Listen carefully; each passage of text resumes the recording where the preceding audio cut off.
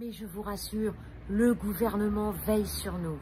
Pour tous ceux qui n'auraient pas bien compris, ce sont les gens qui nous avaient dit que le port du masque ne servait à rien, qui vont nous expliquer ce qui est une fake news ou pas. Alors je défends aussi Édouard Philippe. Oui, parce qu'il y a des gens méchants qui ont dit que son discours était tellement creux qu'il avait été écrit avec une pelle. En fait, son discours, c'était pour les célibataires, ceux qui sont seuls pendant le confinement.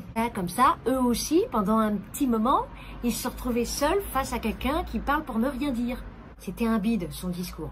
Je dis pas qu'ils sont cons, je dis juste qu'il faut pas venir se plaindre d'être pris pour des cons. J'ai vu qu'il y en a encore qui se plaignent qu'on nous raconte des mensonges. Moi, je profite du confinement pour faire des petits calculs scientifiques. Je viens de trouver l'exact opposé de la vitesse de la lumière. J'ai appelé ça l'administration française. Ah, d'ailleurs, j'ai pris un petit apéro visio hier soir avec Bernard. Il était chaud. Ah, il m'a dit, attends, quand il y a eu les incendies en Australie, on s'est mobilisé, on a donné de l'argent pour sauver les koalas. Maintenant que c'est nous qui sommes en danger avec le coronavirus, il n'y a pas eu un koala qui a bougé son petit cul. Pas un seul koala qui s'est mobilisé. Et il a raison, Bernard. Putain de koala.